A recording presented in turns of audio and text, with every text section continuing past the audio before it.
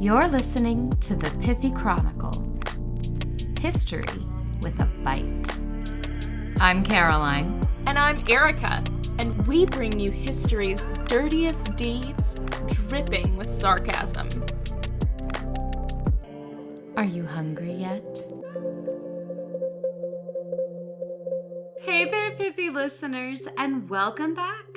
This week's episode is about a very intense woman. It's just packed with female empowerment, and it is perfect for women at war. You've sold me already. Who do you have for us today, Caroline? Today, we are talking about the amazing Rani of Jhansi, or Rani Lakshmibai. But before we get started, we want to remind our listeners to follow, like, subscribe, so you never miss an episode, even when they're a little late. Also, check us out on Instagram, Facebook, and TikTok. And for those that just can't get enough sex, sarcasm, and incest, we have a Patreon account that helps us offset the costs of researching and recording these fabulous women. And we've been putting up little tidbits about the coronation and little extra small bites for our patrons. Of course, reviews are also an amazing way to support the show and help us get found easier. Yeah. And now let's board an East Indiaman, which is an English merchant ship owned by the East India Company, as we sail directly south along the western coast of Africa before rounding the Cape of Good Hope and then heading east for India.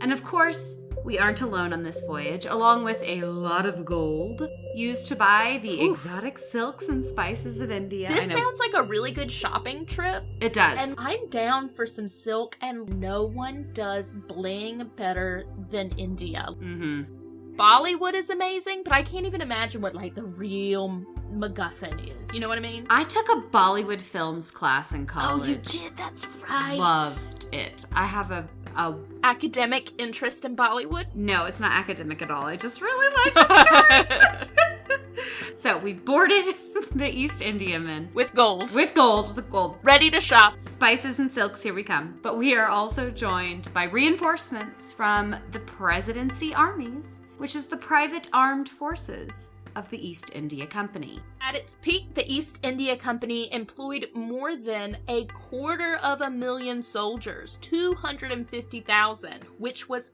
twice the size of the British Army at the time. And why would a joint stock company need an army of such colossal size? Because the East India Company began as a trading company in 1600, but eventually developed into a colossal superpower, the world's largest corporation that wanted more and more and more authority and influence in the Indian subcontinent. Leading to a lot of illegal and plenty of technically legal, but still really wrong, seizure of huge swaths of Indian and Southeast Asian land. Basically, this company effectively ruled India from 1757 to 1857, when the Indian Rebellion led to the British Crown taking control of India, making Queen Victoria an empress, and India as an official British colony.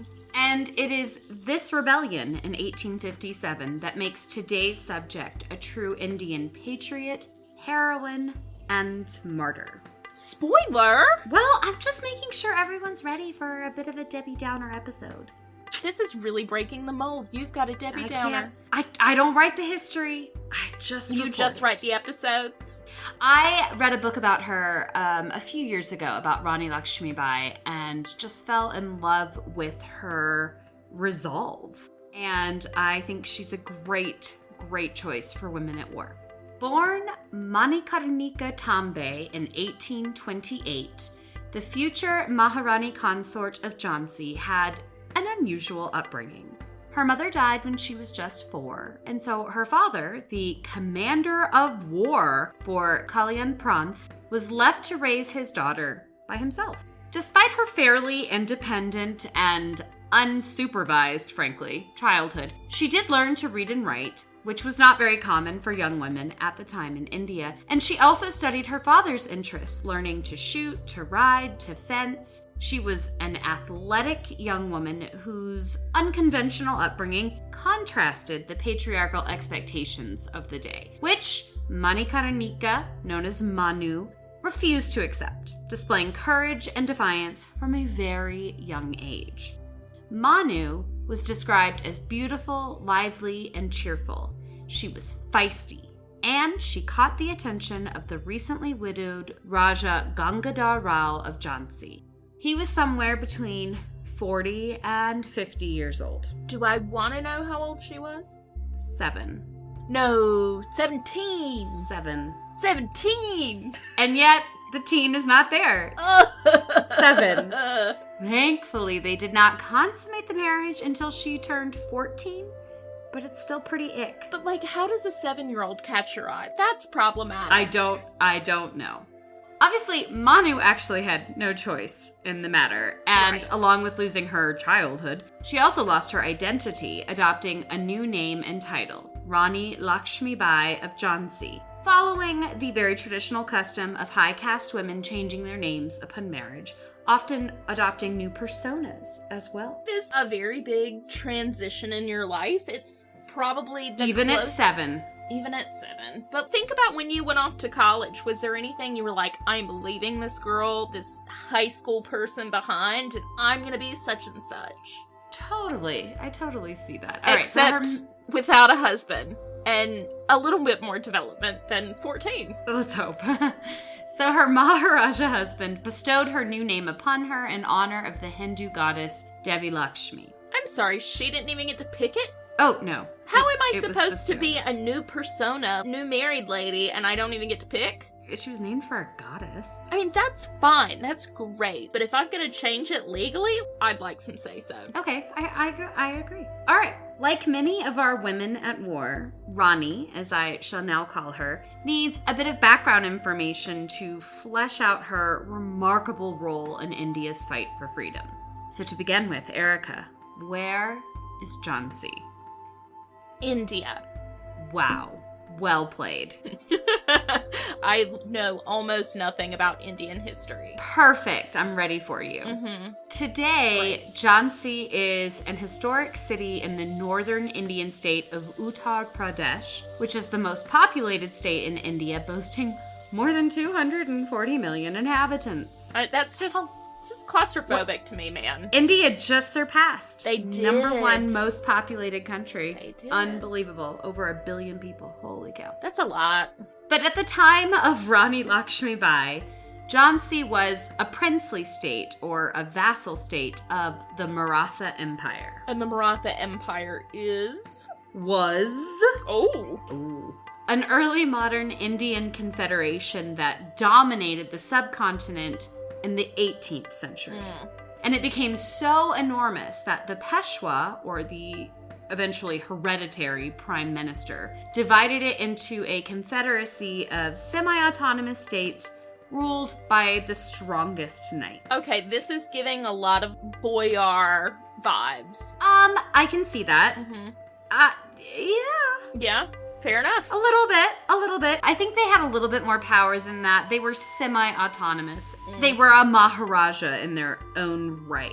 So I think it's a little bit more like... So the knight would be a Maharaja? Mhm. Yes. Okay, yeah, that is much better. It's much better, yes. Jhansi was one of these princely semi-autonomous states, and the current Maharaja, Gangadhar Rao, was the 5th Raja of Jhansi, who desperately needed an heir. Tale as old as time. True. But this is actually a bit different than the desperation we see in, like, Henry VIII, for example. Because while the Maratha Empire had been enormous, between 1805 and 1818, so right before our leading lady was born, the empire had lost 2 very big wars against the East India Company, which then seized most of the Indian subcontinent.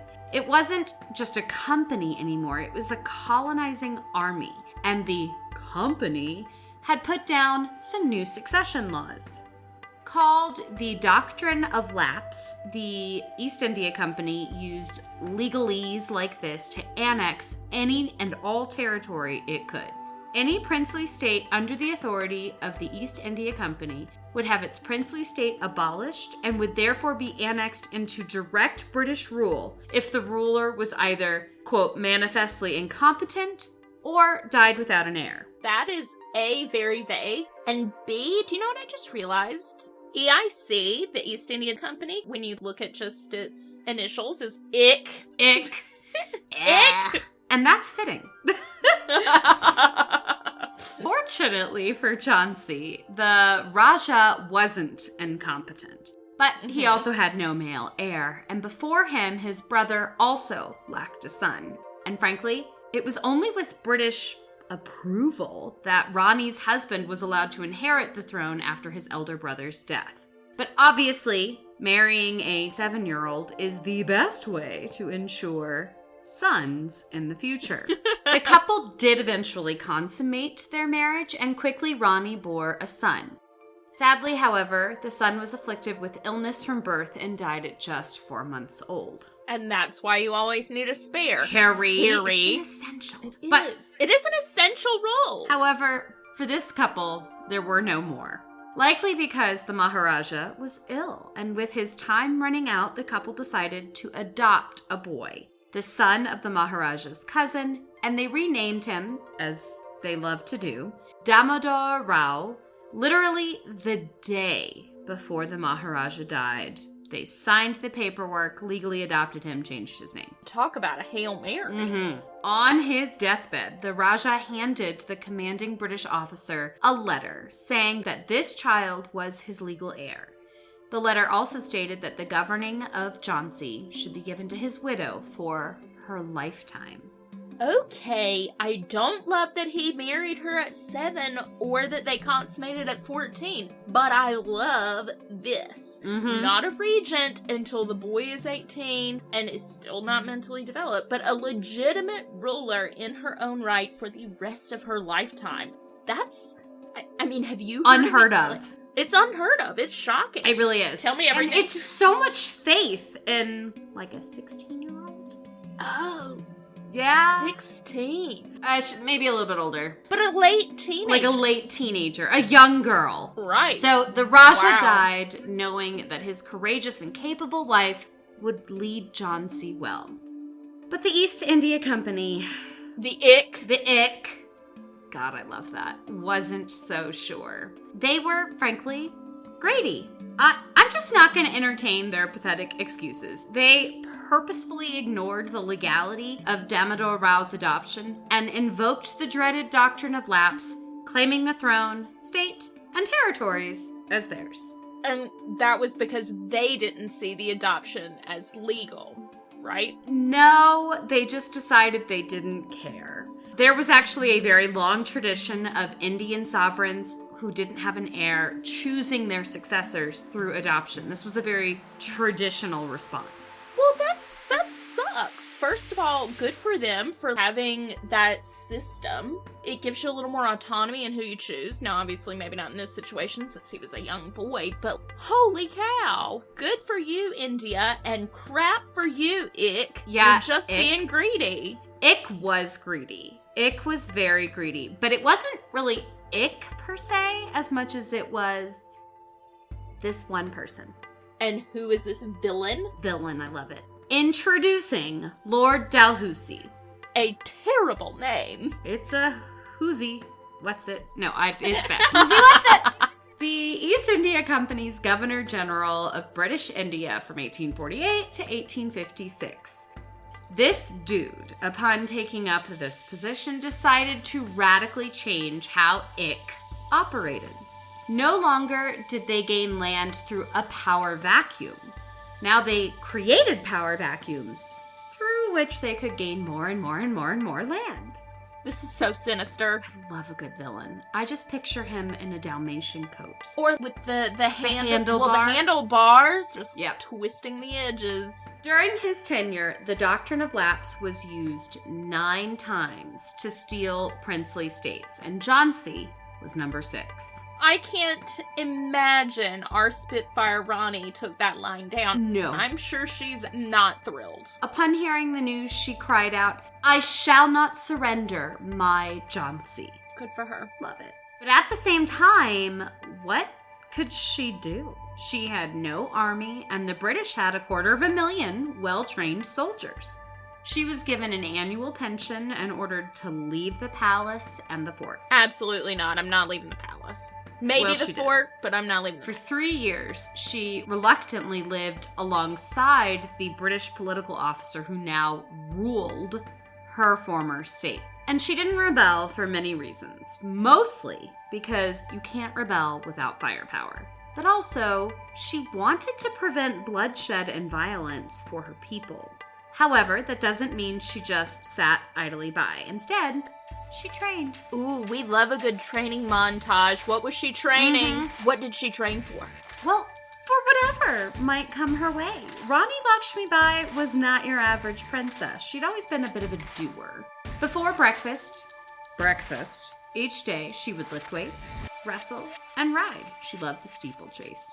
She didn't bother with fancy dresses or fabulous jewels. Instead, she dressed simply, and she was a very practical woman. She can always loan all of the jewels out to me. Yep, I'm happy we're to ready. take those. I mean, the Met Gala was just last night as of this recording, and I wouldn't mind some extra jewels. But in 1857, she was forced to enter the conflict. In May of that year, the Indian Rebellion began, and it quickly set the entire Indian subcontinent alight. So beyond the obvious, what actually set off the revolution? Okay, as you said, it was obvious that most Indians didn't appreciate British rule. Shocking. They certainly didn't like having their land stolen. What? Nor did they welcome Ick's obvious racism.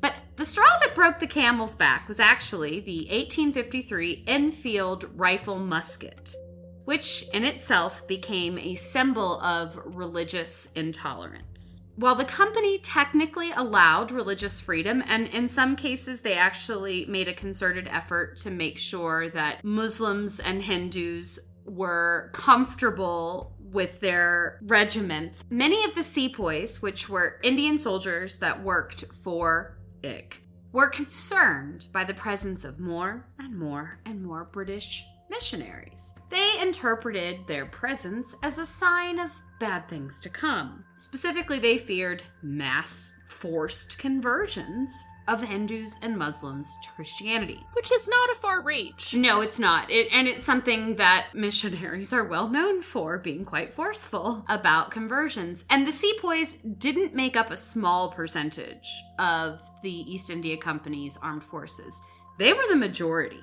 Before the rebellion, there were over 300,000 sepoys in the army. That's a lot. And how many Brits were there? A little less than 50,000. Oh, that is hugely outnumbered. Mm-hmm. Yep. The Brits were only 1/6 of Ick's army population. Wow. And now, the rest of them are all on their guard. They are concerned that their bosses might force them to convert. What does this have to do with the rifle? And then came the 1853 Enfield rifle, the final spark that set India alight. This musket had a tighter fit than its predecessors, meaning that the paper cartridges holding the gunpowder came pre-greased to help squeeze the firepower into the gun. To load the weapon, therefore, sepoys had to bite the cartridge open to release the gunpowder. I see. But while grease can be made of many things, rumors spiraled that the grease on these cartridges was made of tallow. Of tallow, which is derived from beef and therefore offensive to Hindus. Or if it wasn't tallow, then perhaps it was lard, which is derived from pork and is therefore offensive to Muslims. And the sepoys were almost all practicing Hindus or Muslims. Mm-hmm. So they really made everybody mad. Yeah. All at the same time. And I wish we could say that this was just a company oversight and they didn't think about it, but that's not true. Numerous officials had expressed concern over the use of animal fat as a lubricant, pointing out the religious implications, but well, you know. Ick. What began as a mutiny of religiously offended sepoys erupted into a mass mutiny and countless civilian rebellions. all of which culminated in a very dangerous time to be allied with the British.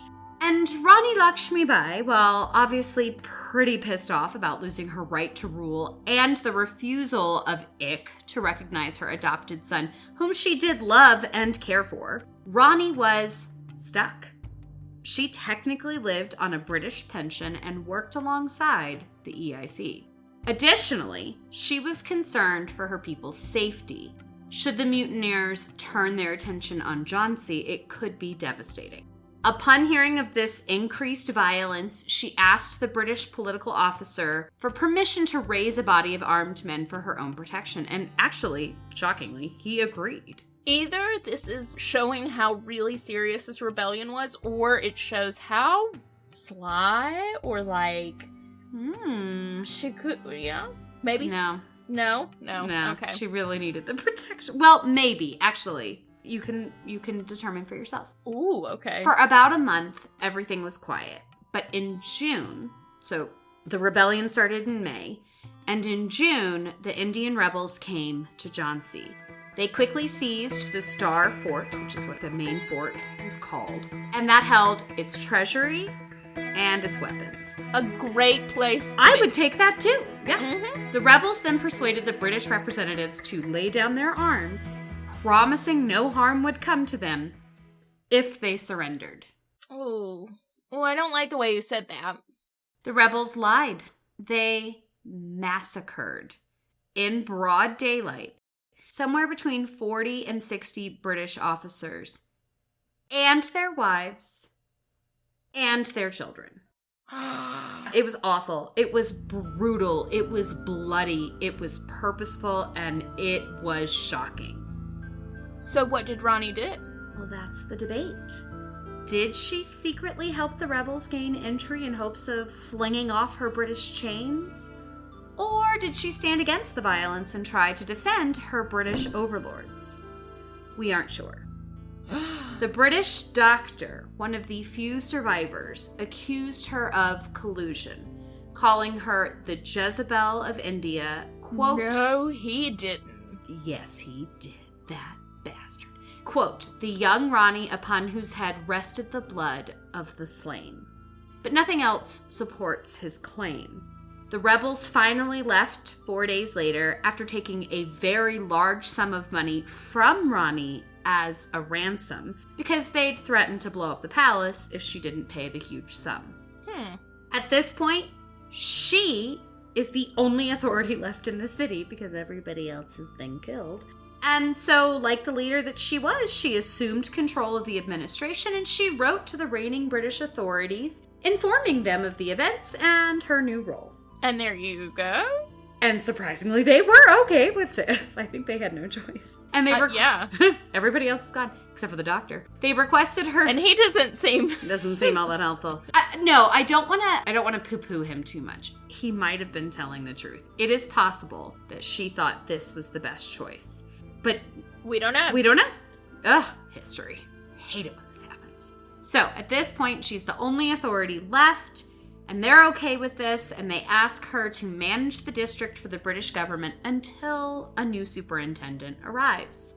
Why does she bother putting that stipulation in, or even writing to the British? They were the ones who stole her throne, and now they're facing a revolt across the subcontinent. She could have easily joined this revolt. She has as much reason as anyone else to do it. She does, and it's a really good question, and I think it is the only thing that points toward perhaps she did have more. Maybe she let the rebels in and she believed they wouldn't hurt the people. You know, there's many things that could have happened, but it's a great question because at this point it makes sense that she would join the rebels, but she decides not to. And that's for many reasons. First, she likely believed that the mutiny wouldn't win, and by joining, she risked angering the Brits, putting her people in danger. And second, she had, for the moment, bigger or perhaps just physically closer fish to fry. Okay. Because as chaos reigns all around her, out of the ether came the deceased Maharaja's slimy nephew who decided this was as good a time as any to steal the throne. Backed by more mutineers, her nephew attempted an usurpation. But the capable and frankly badass Rani captured and imprisoned her nephew through marriage, clearly demonstrating who was now in charge. I'm sorry, but what are you usurping? Like, Yeah, there's not much there. she's not even really that in charge right now. Like, she is, Well, but she's also not. That's a great question. I think he would be usurping the British pension, frankly. But wait, there's more. Okay. So he's out of the picture now. Way to go. 2 allies of the East India Company, 2 ick allies, then decided they should invade Jhansi because they saw a weak female leader as the perfect opportunity to divide a very prosperous state between themselves. Rani Lakshmibai, rightfully concerned, appealed to the British for aid, but they refused. The Governor General, Lord Dalhousie, that great upstanding guy from before, believed that she had helped or even perhaps planned the massacre of his officers, and so he refused to even reply to her message, which left Jhansi and Rani Lakshmibai alone in the fight for freedom. So she did what she'd learned from infancy. She prepared for battle. She set up a foundry to cast cannons to defend the fort. She assembled forces, training them herself, just as she had trained from an early age. And she didn't just train the men. She trained anyone willing to fight, including many women. Heck yeah. And then she went to battle. She defeated the invaders who attacked in August. And remarkably, she claimed her victory on behalf of the British, the assholes who'd refused to come help her. That just doesn't sit right with me. You know, like, girl, you take your moment to shine. Because she'd had a very busy summer, after all. Mutiny in May, massacre in June, attempted usurpation in July, and this double invasion in August.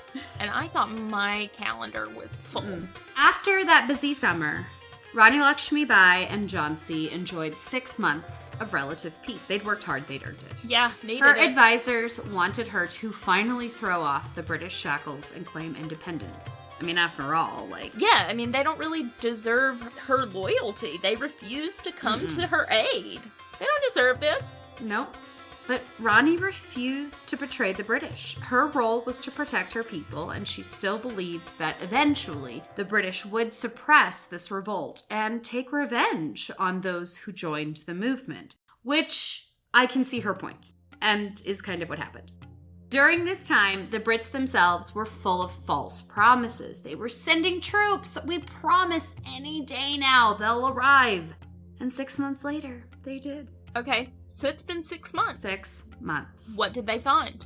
They found a remarkably well-defended Jhansi with a heavily armed fort and a remarkably well-trained civilian defense force. I already see where this is going, and it makes me so angry. So after Rani defended their state, fortified it, and protected it, what do you think the British did, Erica? I think they took credit for it. Oh. I think they took credit for it and then took it, and then we're like, oh, Ours now. Jhansi. Yeah, they told her to surrender the city to them immediately. Yeah. Like, See, I knew it. walk I knew away. it. And that's pretty much how she felt. Like, she knew it was coming. I don't think she knew it was coming. No. I don't think so. Because otherwise, why would she have bothered? Maybe she was a words of affirmation gal. Maybe she just needed to say, well done. And then she probably would have been like, hey, let's be like a team. No, she was pissed, which makes sense. How dare they tell her to surrender the city? She was not handing over the city and her people to a frankly incompetent and greedy company who clearly did not care anything for them. Yeah, and she's done all the work. It's certainly easy for you to take it now. We just fixed it for you. You butt. Yeah, and it's not like they brought in a new British political officer and said, okay, we're going to go back to the status quo. They were like, no, that's ours now. And so now she decided that she had no choice. After serious deliberation, and I do want to stress this, that even now, after all Ick has done, she still debated because she was so loath to bring violence to her people. But eventually she decided, quote, "We fight for independence. In the words of Lord Krishna, we will, if we are victorious, enjoy the fruits of victory. If defeated and killed on the field of battle, we shall surely earn eternal glory and salvation." And with that, on March 23rd of 1858, she turned against the British and declared Jhansi independent. Immediately, the British bombardment began. Jhansi returned heavy fire and was able to repair its damaged defenses. But at that point, Jhansi appealed to a high-profile Indian mutineer, Tatya Tope, asking for help. And excited that Jhansi had finally joined the cause, Tatya Tope sent an army of 20,000 men. That's no small thing. No, but the British managed to fight off the reinforcements on one side while still continuing their assault on Jhansi on the other. Boo. So they were fighting from two fronts, and they still did it. Eventually, the British managed to enter the city, but they were surprised to face resistance in every street, in every room, down to every woman and child. Rani's people fought to the very bitter end.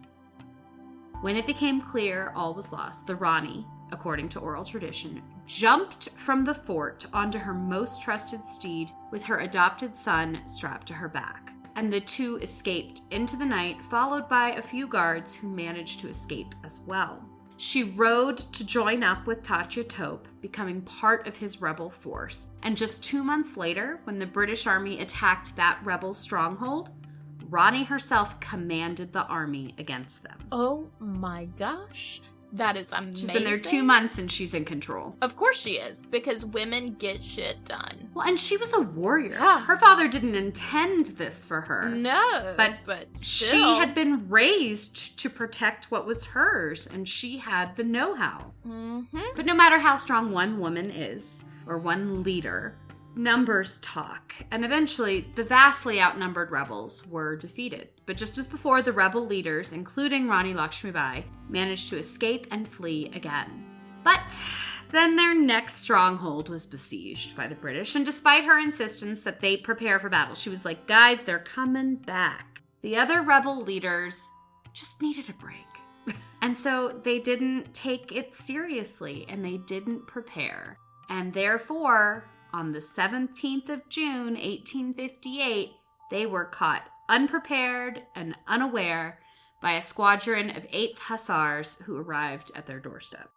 Once more, Rani Lakshmibai commanded the rebel army, but the British overwhelmed them.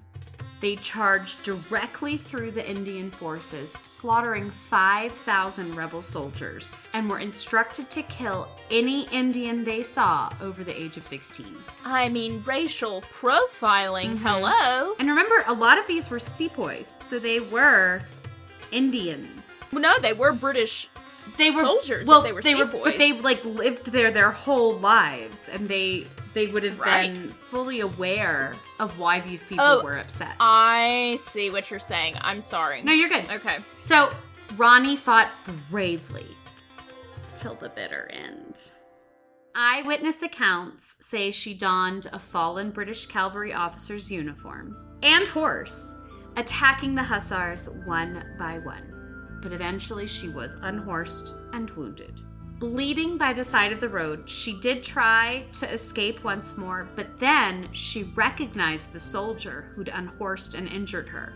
And so with her last effort, she fired at him with her pistol until finally the soldier, quote, dispatched the young lady with his carbine. She was 23 years old. Wow.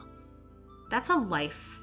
23 years old, and to have been a leading army commander, a Maharani. Yeah. She was so young. Yeah. Some oral traditions state that she actually still clung to life, but to prevent the British from capturing her body, she asked a hermit to burn her. But whatever the case was, she was cremated by the local people after her death to prevent the British from taking her body. And the British succeeded in capturing and besieging the city that she and the rebels were holding within 3 days. The British leader wrote in his report of the battle, quote, Rani Lakshmibai is personable, clever, and beautiful, and she is the most dangerous of all Indian leaders. Another British colonel reflected, quote, whatever her faults in British eyes may have been, her countrymen will ever remember that she was driven by ill treatment into rebellion, and that she lived and died for her country. We cannot forget her contribution for India. It's clear that even those fighting against her saw the injustice and saw her pride in her country and her resolve to do what was right. And her intelligence. And her intelligence, her skill, her leadership. Yes. Mm-hmm. And that is the remarkable life and death of a young woman who always put her people first, who chose peace again and again until finally, with nothing left to lose, she stood her ground and fought bravely, refusing to surrender, refusing to hide. She is a credit to her father, who raised an independent and capable warrior. She is a credit to the Maharaja, who left her in charge, feeling secure that she would do everything in her power to protect Jhansi. She did not choose war, but she accepted her fate bravely and fought to the death. I've got full body chills. I really like her. I think she's an amazing character from history. I want to be like her. Well, what was she fighting for? What was she fighting for, Caroline? Ooh. What was she fighting for? I want to know what you think first. Ooh, okay. You've just heard it. First impressions. I really think that she was fighting against injustice. Because she really did. She tried to give the Brits the benefit of the doubt. She tried to play the game. She tried to be a partner in governing. Yep. And when she finally took up arms, it was because of injustice. I agree with that. I honestly think it depends where you are in the story, because within 6 months, I think it changes. At first, she was fighting for peace, to be perfectly honest. Right. I think all of those incremental things that happened May, June, July, August, she's just fighting for peace. She doesn't want war for her people. She recognizes that they are not a warrior caste. Yeah, but she's not fighting at that point, you know? Well, she did. She fought off her nephew who tried to steal the throne, and she fought off the 2 Ik allies that came and wanted to take Jhansi. She did fight there just to keep the peace, I think. And then she was like, okay, the rebels are coming and I will stand by the British and I will fight for Jhansi. But I think once the British were like, that's ours now, something in her snapped. That's it. I have done everything in my power and you don't deserve Jhansi. And they don't care. Yeah. I don't care. I think she was fighting for justice. I like that. I think she was fighting for the Indian people. I think she was fighting to be respected, fighting to be taken seriously. But not her. I don't think she really cared about her being taken seriously. I think it was Jhansi she wanted to be taken seriously. I agree. And I think she didn't want Jhansi to just be absorbed into the British Empire, which of course eventually it was, along with the rest of India. But it is an obvious fight. But she was so reluctant to do it, which I find so interesting. That she was quite a capable warrior, and perhaps if she'd turned earlier, things would have been different. In India today, she is an absolute heroine. Her story is told again and again because she was just so true to her people. We've seen a lot of different ways women can fight in our series, Women at War. And how they wield power has been really interesting. And I think that this is one of the first, or even the only, that she has both wielded power in a feminine and a masculine way, and both of them were respected by and large by her own people. Yes. She tried to fight the war in a very womanly, placating, let's keep the peace way, we're going to defend this, we're going to play by the rules, and then she got up on that horse, and she defended the way any man would be expected to, and she still was able to do it in an effective way. And she was able to basically start from scratch a Jhansi army that was able to defend themselves. They didn't have any kind of a standing army before that. And probably didn't have the infrastructure to support it. No. It's fascinating. They actually created an all-female regiment called the Rani of Jhansi Regiment in the Indian National Army in 1942 in recognition of how amazing she was at basic military training. She was just really cool. Before we go, I think we should talk about what happened to the poor adopted son. Oh, I just assumed he died. No. Well, maybe. The young prince, Damodar Rao, was among his mother's troops and household at that final battle where she died. And together with all of those who survived, which was about 60 retainers, 60 camels, and 22 horses. That's it? That's it. It was bad. He fled and ran off to a village asking for aid, but they said no out of fear of the British, which I get. And so he was actually forced to live in the forest for 2 years. Oh my God. And at the end of those 2 years, there were only 12 survivors, including himself. And along with those 12 survivors, they eventually surrendered to a British official. His memoirs, as we have them, ends in May of 1860. Supposedly, he was then given a small pension and was kind of guarded by the British. However, the memoir that is published about what happened to him afterward is likely more oral tradition than what actually happened. So while the forest story is cool, fascinating, it might not be true. He disappeared. Huh. We have no idea what happened. If he went in the forest for 2 years and survived on his own, then he did disappear after that anyway. Well, we all know what happens to spare male heirs in Great Britain. They write nasty tell-alls? No, I was thinking more Princes in the Tower. Ooh. And that, my friends, is that. I'm Caroline. And I'm Erica.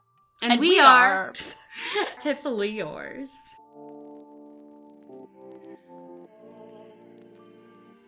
This episode is brought to you by the Pithy Chronicle, LLC. The Pithy Chronicle is intended for education, entertainment, and non-commercial purposes. Any views or opinions expressed in this podcast are personal and do not represent those of people, institutions, or organizations that the owner may or may not be associated with in a professional or personal capacity. While we offer lots of sarcasm, this podcast does not offer any advice or services. Listening to this podcast may induce fits of laughter, unexpected distraction, or uncontrollable rage at the subjects, hopefully not at us. We hope you learned something today. If not, so sorry. Please be advised we are not experts in the following fields: medical, legal, financial, technological, thermonuclear engineering, submarine warfare, neuroscience, or cat husbandry. Thanks for listening to our little disclaimer. Just covering our history-loving asses. Bye!